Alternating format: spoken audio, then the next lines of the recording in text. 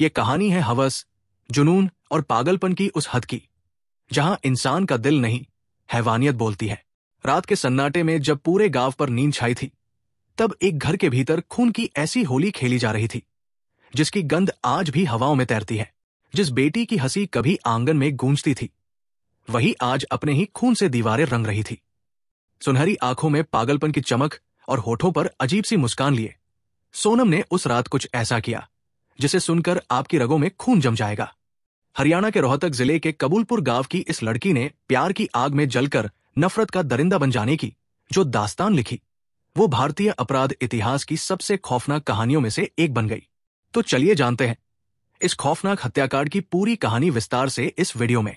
नमस्कार मेरे प्यारे भाइयों और बहनों, मैं विवेक कुमार। क्राइम की कहानी के नए एपिसोड में आप सभी लोगों का हार्दिक स्वागत है। कहानी में आगे बढ़ने से पहले कृपया क्राइम की कहानी चैनल को सब्सक्राइब कर बेल आइकन जरूर दबा लें ताकि मेरे हर वीडियो का नोटिफिकेशन आपको मिलता रहे। तो चलिए आज की कहानी शुरू करते हैं। हरियाणा प्रदेश का एक जिला है रोहतक, और रोहतक का ही एक थाना पड़ता है, सदर पुलिस स्टेशन। उसी थाना क्षेत्र का एक छोटा सा गांव है कबूलपुर। बात है 15 सितंबर 2009 की सुबह लगभग 7 बजे की। गांव में एक रिटायर्ड शिक्षक रहते हैं। नाम है तकदीर सिंह। उम्र रही होगी करीब 62 या 63 साल। उनका एक छोटा सा घर है और घर से थोड़ी दूरी पर उनका घेर है जहां उनके पशु बंधे रहते हैं।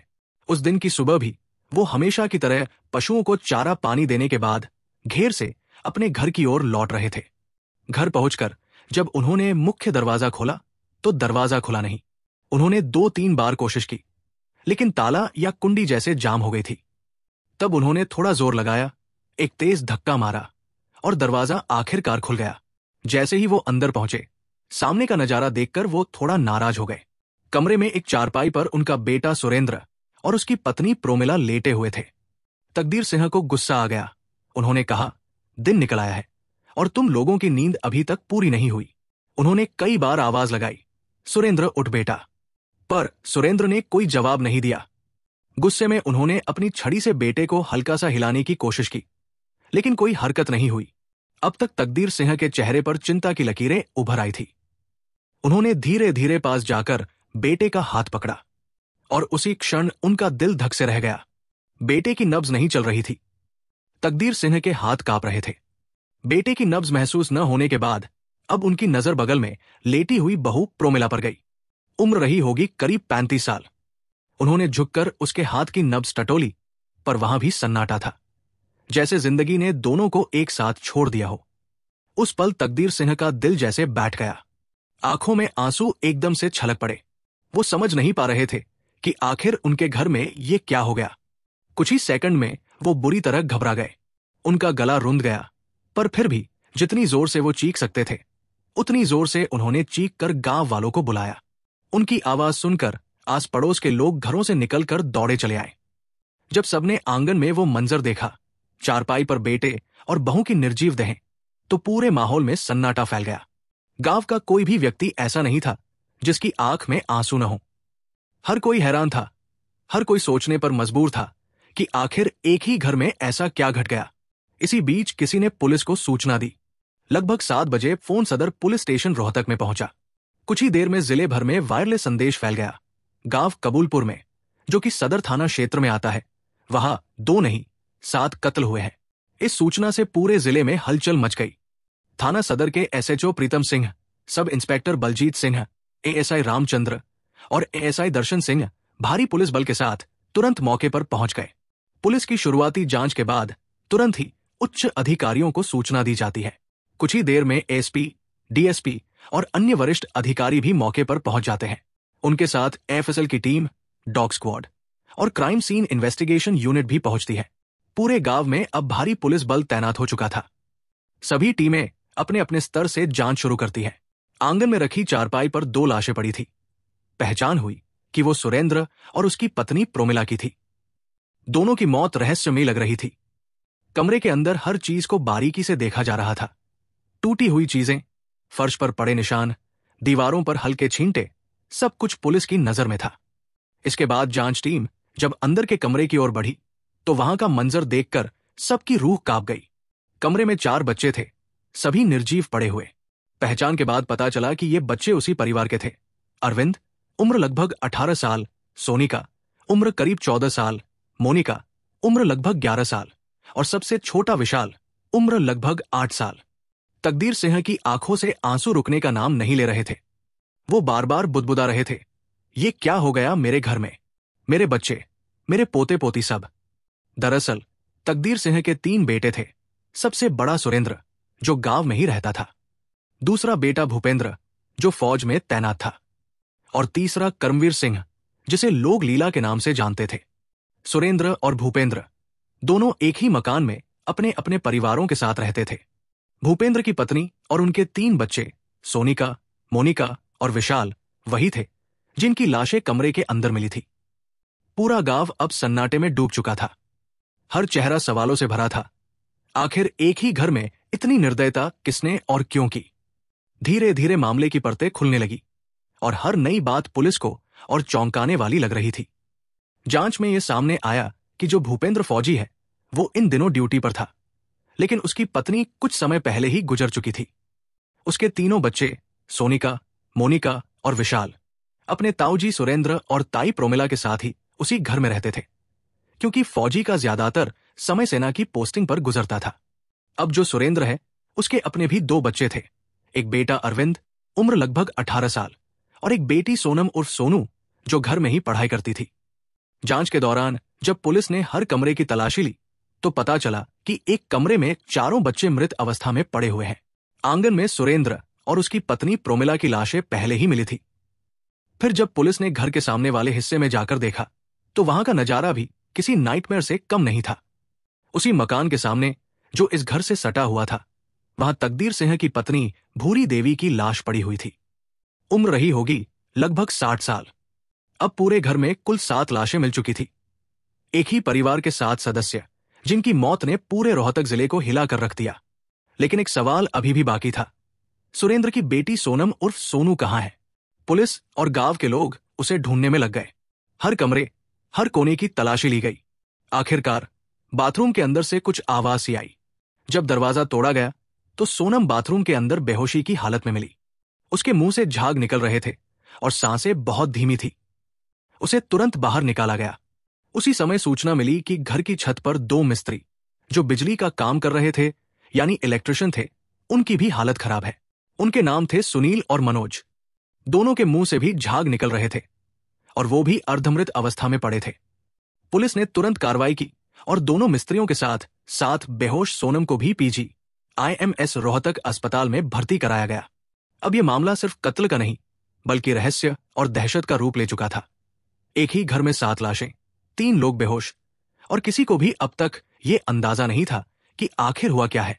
PGIMS रोहतक में जब सोनम, सुनील और मनोज को भर्ती कराया गया तो गांव कबूलपुर ही नहीं, बल्कि पूरा रोहतक जिला इस खबर से दहल उठा।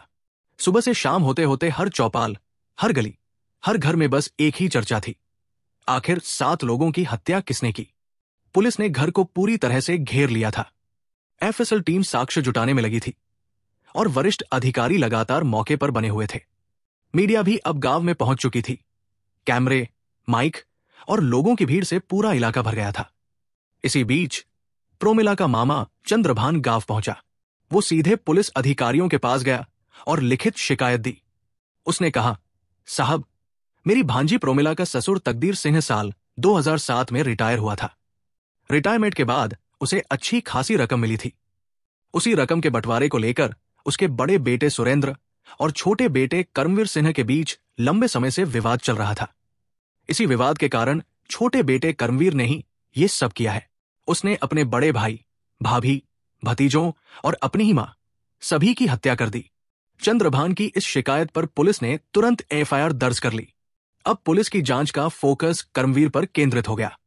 पुलिस टीमों ने उसके संभावित ठिकानों पर दबिश देनी शुरू की, जबकि जांच अधिकारी हर साक्ष्य को जोड़ने में लगे थे। इसी दौरान एक और अप्रत्याशित मोड़ आया। रिटायर्ड शिक्षक तकदीर सिंह, जिनकी आंखों के सामने पूरा परिवार उजड़ गया था, वो खुद थाने पहुंच गए। थोड़े कांपते हुए भारी आवाज में उन्होंने पुलिस से कहा, साहब, मुझे ऐसा लग रहा है कि इस पूरे हत्याकांड के अंदर मेरी पोती का हाथ हो सकता है। तकदीर सिंह की बात सुनकर पुलिस अधिकारी कुछ पल के लिए सन्न रह गए। उन्होंने पूछा, बाबूजी, आपको क्यों लगता है कि आपकी पोती सोनम ही इस सब के पीछे है? तकदीर सिंह ने गहरी सांस ली, फिर धीरे धीरे बोले, साहब, मेरी पोती सोनम, जिसकी उम्र करीब 19 साल है, वही कहीं न कहीं इस पूरे हत्याकांड की जड़ है। वो नेकीराम शर्मा राजकीय महाविद्यालय रोहतक में भी ए पार्ट 1 में पढ़ती थी और उसी कॉलेज में जाते वक्त उसकी दोस्ती पड़ोस के एक लड़के नवीन उर्फ मोनू से हो गई थी। मोनू के पिता का नाम कपूर सिंह है और वो एक कंप्यूटर सेंटर में पढ़ाई करता था। धीरे धीरे दोनों की ये दोस्ती प्यार में बदल गई। जब हमने, परिवार ने, उसे समझाया और रोका तो वो मानने को तैयार नहीं हुई। मुझे अपनी पोती पर भरोसा नहीं रहा क्योंकि उसका चरित्र बहुत कमजोर हो गया था। ये बयान पुलिस के लिए एक नए एंगल की शुरुआत थी। अब तक जांच जहां छोटे बेटे कर्मवीर की ओर इशारा कर रही थी, वही अब शक की सुई सोनम की ओर मुड़ गई। लेकिन सोनम की हालत गंभीर थी। उसे पहले से ही PGIMS रोहतक में बेहोशी की हालत में भर्ती कराया गया था। इसलिए पुलिस ने पहले उसके होश में आने का इंतजार करने का फैसला किया। उधर दोनों इलेक्ट्रिशियन सुनील और मनोज, जो घर की छत पर काम कर रहे थे, उनकी हालत भी बेहद खराब थी। डॉक्टरों के मुताबिक उनके मुंह से झाग निकल रहे थे और उनके शरीर में किसी जहरीले पदार्थ के असर के संकेत मिल रहे थे। इस बीच पुलिस ने घर में पड़ी 7 लाशों को अपने कब्जे में लेकर पोस्टमार्टम के लिए भेज दिया। रिपोर्ट आने के बाद जो तथ्य सामने आए, उन्होंने पूरे केस को और उलझा दिया। डॉक्टरों ने बताया कि सभी मृतकों को पहले किसी नशीले पदार्थ से बेहोश किया गया था। इसके बाद एक ही रस्सी या कपड़े के टुकड़े से उनके गले को बारी बारी से घोटा गया था। हर शव के गले पर एक जैसे निशान थे, जैसे किसी ने योजना बनाकर एक के बाद एक सबका गला दबाया हो। अब पुलिस के सामने ये मामला पहेली बन चुका था। 7 लाशें, 2 घायल इलेक्ट्रिशियन, एक बेहोश लड़की और 2 अलग अलग कहानियां। एक तरफ प्रोमिला के मामा चंद्रभान की शिकायत, जिसमें छोटे बेटे कर्मवीर उर्फ लीला को हत्यारा बताया गया था, तो दूसरी ओर दादा तकदीर सिंह का बयान। पुलिस दोनों ही थ्योरी पर एक साथ काम करने लगी। टीमें लगातार जांच में जुटी रहीं, कॉल रिकॉर्ड खंगाले गए, कॉलेज और कंप्यूटर सेंटर में पूछताछ हुई और आखिरकार 2 दिन बाद पुलिस ने नवीन उर्फ मोनू को गिरफ्तार कर लिया। नवीन की गिरफ्तारी के बाद जब उससे पूछताछ शुरू हुई तो उसने जो बताया, उससे पूरा मामला एक नया मोड़ ले लिया। उसने कबूल किया, साहब, हमारी मुलाकात कॉलेज के दिनों में हुई थी। सोनम रोज कॉलेज आती जाती थी और मैं कंप्यूटर सेंटर में पढ़ाई करता था। आते जाते हमारी बातें होने लगी, फिर दोस्ती हुई और कब ये दोस्ती प्यार में बदल गई, हमें खुद नहीं पता चला। नवीन ने आगे बताया कि यह रिश्ता करीब 1.5 साल पुराना था।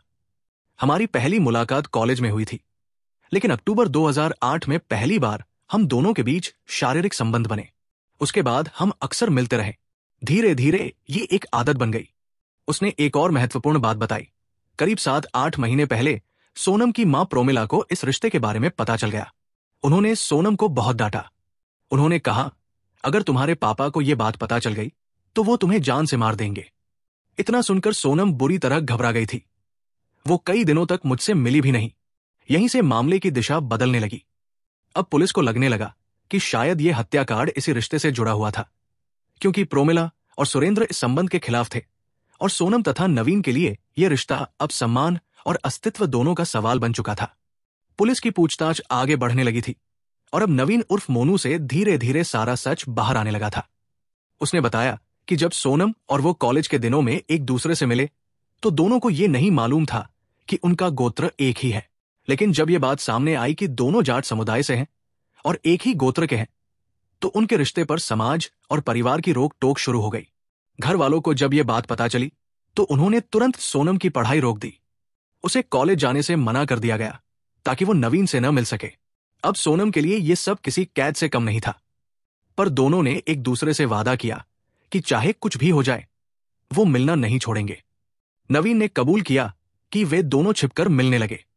उनकी मुलाकातें गुप्त रहीं, पर अब डर और तनाव दोनों के दिलों में बस चुके थे। पुलिस की जांच में यह भी सामने आया कि जैसे जैसे परिवार की सख्ती बढ़ी, सोनम और नवीन के बीच की नफरत और विद्रोह की भावना भी गहराती गई। नवीन ने पूछताछ में बताया, घटना के करीब 25-26 दिन पहले हमने तय किया कि अब यह सब खत्म करना होगा। अगर परिवार जिंदा रहेगा तो हम कभी साथ नहीं रह पाएंगे। अगर सबको खत्म कर देंगे तो हमें कोई रोकने वाला नहीं रहेगा। फिर हम आजाद होंगे, हमेशा के लिए। ये सुनकर जांच अधिकारी कुछ देर के लिए खामोश रह गए। नवीन ने आगे बताया कि सोनम के घर में पहले से ही तनाव और विवाद का माहौल था। उसके पिता सुरेंद्र और चाचा करमवीर सिंह उर्फ लीला के बीच जमीन और पैसों को लेकर झगड़ा चलता रहता था। जब तकदीर सिंह साल 2007 में रिटायर हुए तो उन्हें अच्छी खासी राशि और कुछ प्लॉट मिले थे। उसमें से उन्होंने अपने बड़े बेटे सुरेंद्र को एक प्लॉट और कुछ नकद रकम दे दी थी। ये बात छोटे बेटे करमवीर को खटक गई थी। उसे लगता था कि दादाजी ने बड़े बेटे को ज्यादा हिस्सा दिया और उसे कमतर समझा गया। यही कारण था कि परिवार में मनमुटाव और नाराजगी अक्सर बनी रहती थी। दादा तकदीर सिंह बड़े बेटे सुरेंद्र के साथ ही रहते थे और बीच वाला बेटा भूपेंद्र, जो फौज में था, उसकी ड्यूटी बाहर लगने के कारण उसके बच्चे और घर की जिम्मेदारी भी सुरेंद्र और उसकी पत्नी प्रोमिला ही संभालते थे। यानी कि घर के अंदर पहले से ही आर्थिक और भावनात्मक तनाव की चिंगारियां जल रही थी और उन्हीं चिंगारियों ने सोनम और नवीन के जहरीले इरादों को हवा दी। पुलिस की जांच जैसे जैसे आगे बढ़ी वैसे वैसे इस हत्याकांड की साजिश का पूरा जाल सामने आने लगा। अब यह साफ हो चुका था कि यह कोई अचानक हुआ हमला नहीं था, बल्कि ठंडे दिमाग से रची गई एक योजनाबद्ध हत्या थी, जिसमें 19 साल की सोनम उर्फ सोनू ने अपने प्रेमी नवीन उर्फ मोनू के साथ मिलकर पूरे परिवार को खत्म करने का प्लान बनाया था। पुलिस के रिकॉर्ड के मुताबिक 12 सितंबर 2009 को नवीन अपने एक दोस्त जसबीर उर्फ जस्सू के पास गया। जसबीर गांव छारा का रहने वाला था, जो उसी इलाके में पड़ता था जहां नवीन के मामा रहते थे। नवीन ने जसबीर से कहा, भाई मुझे कुछ नींद की गोलियां चाहिए। जसबीर ने पूछा, क्या करेगा इतनी गोलियों का? नवीन ने सीधा जवाब नहीं दिया, बस इतना कहा, जरूरत है, काम बहुत जरूरी है। फिर जसबीर ने उसका इंतजाम ओमवीर उर्फ काला से कराया। ओमवीर ने उसे करीब 100 गोलियां दी, जिनका कुल खर्च 400 रुपए पड़ा। नवीन ने वो सारी गोलियां अपने कमरे में लाकर बारीक बारीक पीस दी ताकि कोई शक न करे। अब साजिश पूरी तरह तैयार थी। 14 अक्टूबर 2009 को नवीन ने वो सारा पाउडर जैसा बना हुआ जहर अपने प्रेमिका सोनम उर्फ सोनू को दे दिया। उससे कहा, अब तुम्हें बस इतना करना है कि घर वालों के खाने या दूध में ये मिला देना, बाकी सब मैं संभाल लूंगा। पुलिस की जांच के मुताबिक उसी रात करीब 8 बजे के आसपास सोनम ने नवीन से फोन पर बात की। दोनों के बीच लंबी बातचीत हुई और सोनम ने कहा, आज घर में लौकी बनी है, रोटी बनी है और दूध भी तैयार है। मैंने सबके दूध में और सब्जी में वो गोलियां मिला दी है। घर में उस दिन कुछ इलेक्ट्रिशियन भी काम कर रहे थे, सुनील और मनोज नाम के 2 मजदूर, जो दिन भर छत पर वायरिंग और मरम्मत का काम कर रहे थे। शाम को जब खाना बना तो सोनम का छोटा भाई अरविंद, जो लगभग 18 साल का था, उसी ने दोनों इलेक्ट्रिशियन को ऊपरी मंजिल पर खाना देकर आया। खाने में वही खाना था जिसमें सोनम ने पहले से नींद की गोलियां मिला दी थी, लौकी की सब्जी, रोटी और दूध। सुनील और मनोज ने आराम से खाना खाया और थकान के कारण थोड़ी ही देर में वो दोनों भी गहरी नींद में सो गए। नीचे के कमरों में भी अब सब सो चुके थे। घर के सभी सदस्य, बच्चे और बुजुर्ग, हर कोई उस जहरीले असर से बेहोशी की ओर जा रहा था।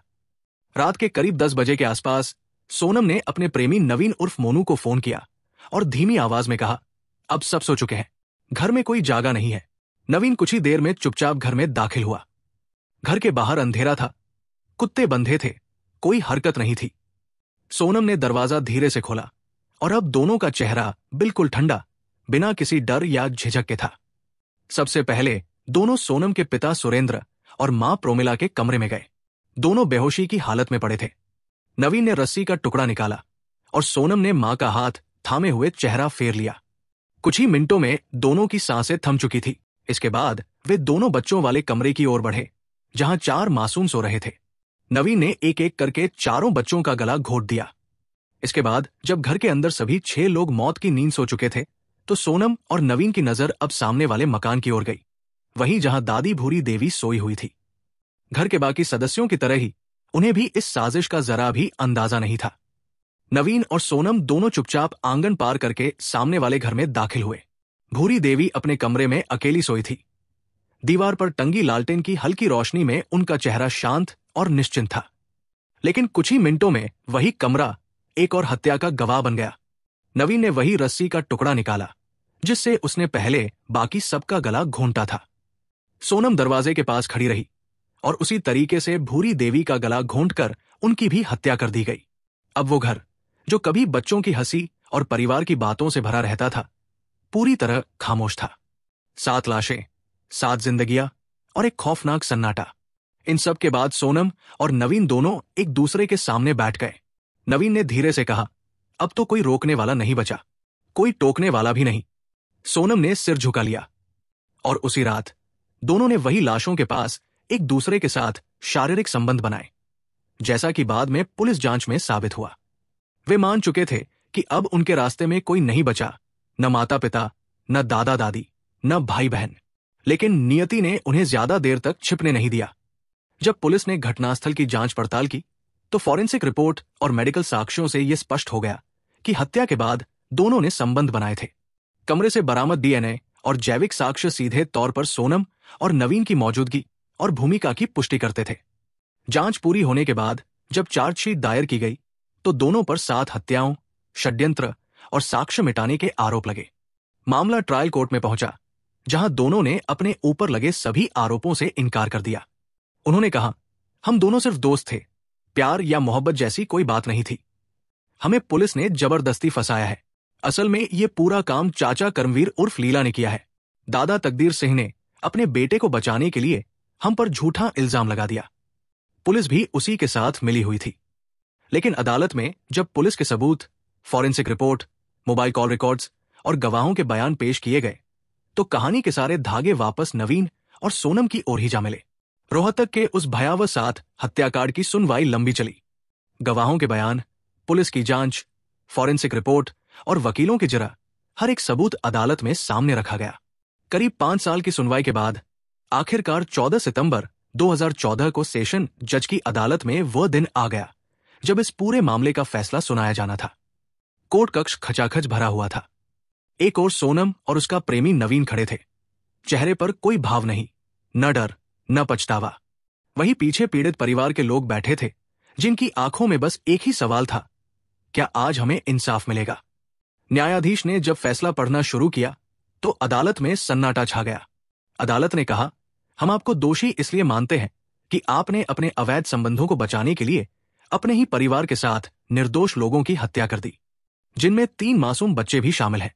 जज ने आगे कहा, यह घटना अचानक हुई किसी प्रतिक्रिया का परिणाम नहीं, बल्कि एक सोची समझी साजिश थी। आपने पूरे होश हवास में योजना बनाई, नशीला पदार्थ दिया और फिर एक एक कर पूरे परिवार का गला घोंट दिया। अदालत ने इस मामले में नवीन उर्फ मोनू और सोनम उर्फ सोनू दोनों को फांसी की सजा सुनाई। साथ ही उनके सहयोगी जसबीर उर्फ जस्सू, जो नवीन का ममेरा भाई था, उसे उम्र कैद की सजा दी गई। जबकि चौथा आरोपी ओमवीर, जिसका नाम ड्रग्स एक्ट के तहत दर्ज था, उसे साक्ष्य के अभाव में बरी कर दिया गया। फैसले के बाद अदालत में मौन के बीच एक हल्की सी हलचल हुई। पीड़ित परिवार के चेहरे पर सुकून की झलक थी। सोनम के चाचा भूपेंद्र सिंह, जो इस मुकदमे में वादी थे, उन्होंने अदालत के बाहर कहा, हम इस फैसले से पूरी तरह संतुष्ट हैं। हमें लगा कि न्याय में देर हुई, लेकिन आखिरकार न्याय मिला। दूसरी ओर बचाव पक्ष के वकीलों ने घोषणा की कि वे इस फैसले को हाई कोर्ट में चुनौती देंगे। फैसला सुनने के बाद सोनम के चेहरे पर न अपराध बोध था, न कोई पछतावा। वो बिल्कुल भाव शून्य खड़ी रही।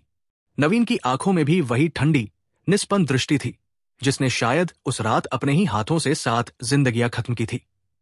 फैसला सुनाते हुए जज ने अंत में कहा, यह मामला उन दुर्लभ मामलों में से एक है जिसमें सजा का उद्देश्य केवल दंड नहीं, बल्कि समाज को चेतावनी देना भी है कि प्रेम के नाम पर की गई क्रूरता इंसानियत से कहीं बड़ी सजा की हकदार होती है। अदालत में जब फैसले की पंक्तियां गूंज रही थी तो हर किसी के रोंगटे खड़े हो गए, क्योंकि इस हत्याकांड की सबसे भयावह परत तब खुली जब अदालत ने कहा, सबसे ज्यादा दरिंदगी की बात यह है कि मौका ए वारदात, गवाहों, मुजरिमों के बयान और हालात से साबित हुआ है कि सोनम और नवीन ने दादी भूरी देवी की हत्या करने के बाद उनके शव के पास ही शारीरिक संबंध बनाए। इससे बड़ी हैवानियत की बात और क्या होगी। इसी कारण यह मामला दुर्लभ से दुर्लभतम श्रेणी में आता है। यह सुनकर अदालत में बैठे लोग सन्न रह गए। जिस गांव ने कभी अपने संस्कारों और आपसी भाईचारे पर गर्व किया था, उसी गांव की एक बेटी और उसके प्रेमी ने इतनी घिनौनी वारदात को अंजाम दिया था कि इंसानियत भी शर्मसार हो उठी। आज भी जब लोग उस घटना को याद करते हैं तो सिहर उठते हैं। सोनम और नवीन के उस कदम ने सिर्फ 7 जिंदगियां खत्म नहीं की, बल्कि पूरे गांव की पहचान पर भी दाग लगा दिया। अब हालत यह है कि कबूलपुर गांव का नाम सुनते ही लोग सहम जाते हैं। गांव में किसी भी घर के लिए शादी का रिश्ता नहीं आता। अगर कोई बाहर जाकर रिश्ता मांगता भी है तो उन्हें यह कहकर टाल दिया जाता है, वो तो उसी गांव के हैं जहां 7 कत्ल हुए थे। गांव के युवकों को रोजगार देने में भी आसपास के लोग हिचकिचाते हैं। कभी गर्व से सिर उठाकर जीने वाला ये गांव अब भी उस कलंक के बोझ तले झुका हुआ है। जब अदालत ने सोनम और नवीन को फांसी की सजा सुनाई तो उनके चेहरे पर न पछतावे की लकीर थी, न ही कोई डर, मानो उन्हें अपने किए की गंभीरता का एहसास ही न हो। सोनम, जो उस समय सिर्फ 19 साल की थी, अब 34 वर्ष की होने को है। ये उम्र होती है सपनों को साकार करने की, जिंदगी को दिशा देने की। लेकिन उसी उम्र में उसने एक ऐसा कदम उठा लिया जिसने उसकी पूरी जिंदगी पर सवालिया निशान लगा दिया। आज की कहानी बस यही तक। अब बारी कमेंट पढ़ने की है। ममता सिंह मैम ने कमेंट किया है, देखिए, इसमें सबसे ज्यादा भागीदार खुद मायके वाले ही होते हैं। पहले सहने की सलाह देते हैं और बाद में इंसाफ मांगते हैं। बेटी तकलीफ में होती है लेकिन इज्जत का ढोंग नहीं छोड़ते। मैम बिल्कुल सही कहा। समाज की ये सोच ही सबसे बड़ी दीवार है जो बेटी के दर्द से ज्यादा लोग क्या कहेंगे की चिंता करता है। जब तक मायके और ससुराल दोनों जगह इज्जत को इंसान से ऊपर रखा जाएगा तब तक बेटियां यूं ही चुप रहेंगी। मैम, आपके सपोर्ट और प्यार के लिए दिल से धन्यवाद। मीरा राय मैम ने कमेंट किया है, मैम आपके सपोर्ट और प्यार के लिए दिल से धन्यवाद। श्रेया वसानी जी ने कमेंट किया है, good afternoon sir.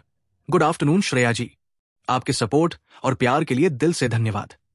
Sanjana Mukherjee ma'am ने कमेंट किया है, लालच उसे जेल में सड़ा देगा। दीपक को सिर्फ पैसे का लालच था, इसलिए वो किसी भी हद तक गिर सकता था। मैम सही कहा आपने, लालच इंसान को अंधा कर देता है और आखिर में वही उसके पतन का कारण बनता है। मैम आपके सपोर्ट और प्यार के लिए दिल से धन्यवाद। रोशनी मेहरा जी ने कमेंट किया है, हेलो विवेक भाई, good afternoon. Good afternoon sister, आपके सपोर्ट के लिए दिल से धन्यवाद। माला कुमारी राय जी ने कमेंट किया है, लालच बुरी बला है। मैम आपके सपोर्ट के लिए दिल से धन्यवाद। जमुना अटलूरी जी ने कमेंट किया है, पता नहीं कौन सही है और कौन गलत। सबसे बड़ा दुख तो यही है कि IPS सुरेंद्र दास अब इस दुनिया में नहीं है। जमुना अटलूरी फ्रॉम मुंबई, सर सही कहा आपने। सच में जिंदगी कितनी नाजुक है। कभी कभी सही और गलत से ज्यादा इंसानियत मायने रखती है। सर आपके सपोर्ट और प्यार के लिए दिल से धन्यवाद। नाहिद खान जी ने कमेंट किया है, hi Vivek, voice gives life to words. Even the best written story can feel flat without a good voice. It's the voice that adds emotion, depth, and personality. Ma'am, absolutely agree. Voice truly brings words to life. It's amazing how much emotion and connection it can create. Ma'am, thank you very much for your support. Smital जी ने comment किया है, जो व्यक्ति एक बार दगा देता है, उसे दूसरा मौका देना अपने ही पैर पर कुल्हाड़ी मारने के समान है। मैम बिल्कुल सही कहा, जो एक बार भरोसा तोड़ देता है उस पर दोबारा भरोसा करना समझदारी नहीं है। लेकिन कभी कभी हालात और इंसान दोनों बदल जाते हैं। हर किसी को दूसरा मौका देना भी गलत नहीं होता। एक बार दगा खाने के बाद तो इंसान भी सीधा डिटेक्टिव मोड में चला जाता है। मैम आपके सपोर्ट और प्यार के लिए दिल से धन्यवाद। ओलिवर मचाडो जी ने कमेंट किया है, thank you Vivek Kumar ji for the usual awareness and benefits gained by people listening to crime stories. This story is sad and unfortunate. A young woman who got trapped by the falsified lust from Hemant, a married man with 2 children. Irresponsible man with no moral scruples. Betrayed and cheated his own wife, and his evil, wicked criminal mindset took away a precious life of a vulnerable young woman. She was naive and got involved with a man with whom she had no future to lead a married life. Sir, thank you for sharing your thoughts and this powerful reflection. It's heartbreaking to hear such stories. But discussions like these truly help raise awareness about the dangers of manipulation and misplaced trust. Hopefully, such awareness can prevent others from falling into similar traps and encourage people to recognize red flags early on. Sir आपके support और प्यार के लिए दिल से धन्यवाद।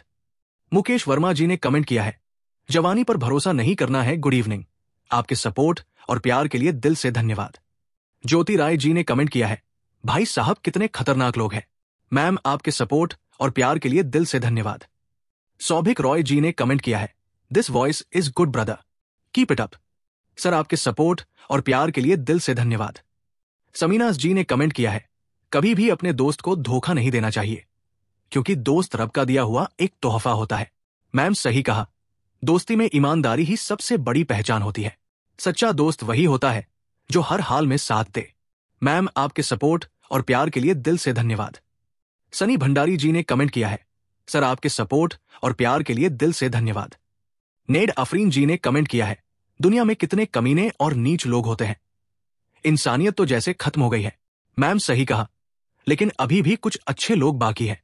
जब तक अच्छाई जिंदा है, इंसानियत पूरी तरह खत्म नहीं होगी। मैम आपके सपोर्ट और प्यार के लिए दिल से धन्यवाद। राहुल जयकर जी ने कमेंट किया है, फर्स्ट लाइक, कमेंट, व्यू विवेक जी। सर आपके सपोर्ट और प्यार के लिए दिल से धन्यवाद। ट्रू सोल्स बाय जैनेट नाम के आईडी से कमेंट आया है, मैम आपके सपोर्ट और प्यार के लिए दिल से धन्यवाद। सोफिया भोयरे जी ने कमेंट किया है, शादी कमिटमेंट है लेकिन इनोसेंट का नाश होता है, गुड नरेशन। मैम शायद इसलिए कुछ लोग शादी से नहीं, अकेलेपन से समझौता कर लेते हैं।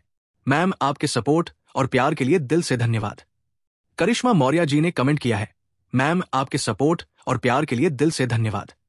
मीना तामगढ़गे जी ने कमेंट किया है, गुड आफ्टरनून विवेक सर। मैम गुड आफ्टरनून, आपके सपोर्ट और प्यार के लिए दिल से धन्यवाद।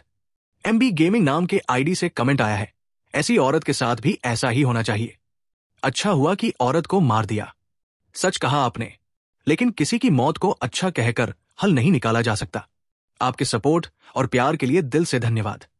नूरी साहब बेगम जी ने कमेंट किया है, अपने ही दुश्मन हो तो बाहर वाले की क्या जरूरत है, हीनियस क्राइम है ये। मैम बिल्कुल सही कहा आपने, अपने ही जब पीठ में छुरा घूम दे तो पराए क्या बिगाड़ेंगे। मैम आपके सपोर्ट और प्यार के लिए दिल से धन्यवाद। प्रतिमा आर्यल जी ने कमेंट किया है, वेरी सैड। मैम आपके सपोर्ट और प्यार के लिए दिल से धन्यवाद। राव अभिषेक सिंह जी ने कमेंट किया है, सो सैड। सर आपके सपोर्ट और प्यार के लिए दिल से धन्यवाद। अहमद अफजल जी ने कमेंट किया है, इन दोनों को सजाएं, मौत दी जानी चाहिए। सर आपके सपोर्ट और प्यार के लिए दिल से धन्यवाद।